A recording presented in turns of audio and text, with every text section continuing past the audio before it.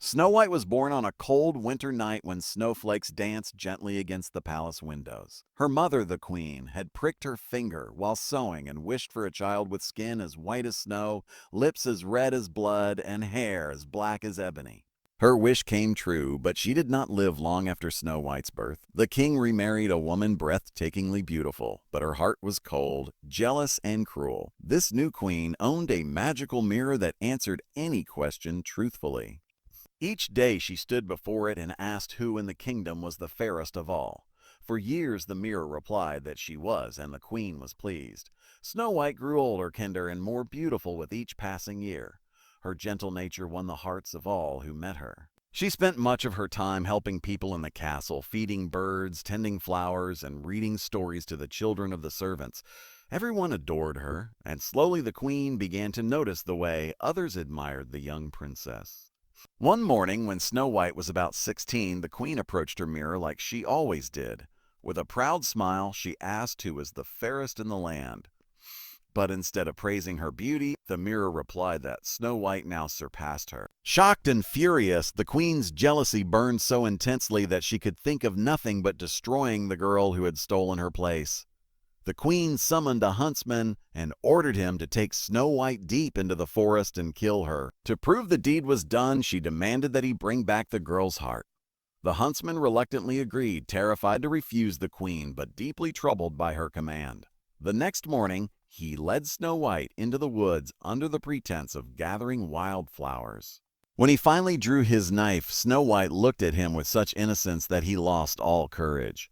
He confessed the queen's plan and urged her to run away and never return to the palace. He killed a wild animal instead and brought its heart to the queen, who believed his lie. Snow White fled deeper into the forest, terrified and alone. The tall trees seemed to close in around her, their shadows forming strange shapes. She stumbled over roots and branches, crying as she ran, until exhaustion forced her to stop. Night was approaching, and she had no idea where she was. She found comfort only in the soft moss beneath her feet and the sounds of rustling leaves. Small forest animals cautiously approached, sensing her sadness. They guided her through the woods until she saw a strange little cottage hidden between two large oaks. The door was unlocked, so she stepped inside. Everything was tiny chairs, tiny plates, tiny mugs, and tiny beds lined up against the wall. The table was cluttered and the house was dusty, but Snow White saw it as a safe refuge. She cleaned the rooms, washed the dishes, and even cooked a small meal before curling up across the 7 little beds and falling asleep. Later that night, 7 dwarfs came marching home from their work in the mines. They were surprised to find their house spotless and food waiting for them. Even more shocking was the sight of a girl sleeping across all their beds. They whispered among themselves before waking her gently. Snow White, startled but relieved to see friendly faces, explained everything: the queen, the huntsman, and her escape. The dwarfs felt sympathy and warmth for her. They invited her to stay with them as long as she wished, on the one condition that she must be careful and never open the door to strangers. Snow White gratefully agreed and soon became like family to them. Days turned into weeks, and Snow White grew happier with her new life. She cooked, cleaned, sang, and filled the cottage with warmth. The dwarfs adored her and tried to protect her in every way they could. But far away in the castle, the queen once again asked her mirror who was the fairest. When the mirror revealed that Snow White still lived and was thriving in the forest, the queen's rage returned stronger than before. She vowed to kill Snow White herself. Disguising herself as an old peddler woman, the queen traveled to the dwarf's cottage. Snow White, seeing what appeared to be a harmless old lady selling ribbons, opened the door despite the dwarf's warnings. The queen offered her a beautiful silk ribbon and insisted on tying it around her waist. But the ribbon tightened like a trap, stealing Snow White's breath.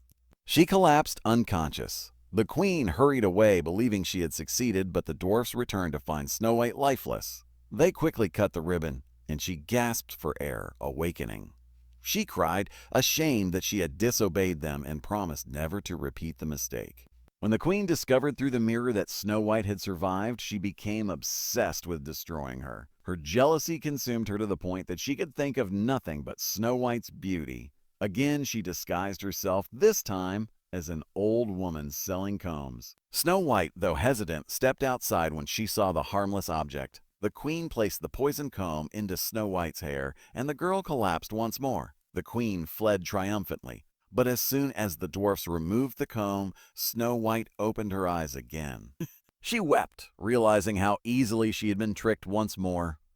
Yet the queen was relentless. When she again learned that Snow White still lived, she created her deadliest weapon, a poisoned apple, red and shiny on one side but laced with fatal poison on the other. She disguised herself as a sweet, harmless old woman and made her way to Snow White once more. Snow White refused to open the door, so the queen offered her the apple through the window. She insisted they share it, biting the harmless side first to prove it was safe. Snow White, tempted by the sweetness, took a bite from the poisoned half. Instantly, she fell to the ground, her body limp, her eyes closed. The dwarfs returned to find her cold and still. No ribbon or comb could save her now. They sobbed over her body, refusing to bury her because she looked as though she were merely sleeping. They built a crystal coffin and placed her inside, surrounded by flowers from the forest. The animals kept watch, and the dwarfs visited her each day, mourning the loss of the girl who had brought light into their lives. Seasons passed. One day, a young prince traveling through the forest came upon the crystal coffin. He gazed at Snow White and was struck by her beauty. He asked the dwarfs if he could take the coffin to his castle, so he could honor her memory. They hesitated, but saw the sincerity in his eyes, and finally agreed. As the prince's servants carried the coffin, they stumbled, and the movement caused the piece of poisoned apple lodged in Snow White's throat to dislodge. She gasped for air, her eyes fluttered open, and she sat up. Shocked and overjoyed, the prince explained everything. Oh. Snow White, grateful and confused, felt life flow back into her limbs. The dwarfs celebrated, crying and laughing as they hugged her tightly. Word eventually reached the queen that Snow White still lived. Rushing to her mirror in disbelief, she demanded answers. But before she could harm anyone further, she faced consequences for her jealousy and cruelty, and her power over the kingdom ended forever. Snow White returned to the dwarfs to thank them for their love and protection, promising she would never forget them. She eventually married the prince and began a new life full of kindness and peace, carrying with her the lessons she had learned. Beauty is not power, kindness is strength, and true love comes from loyalty, friendship, and courage. Though her life had once been filled with danger, she grew stronger through every hardship and found happiness not in her reflection, but in her heart.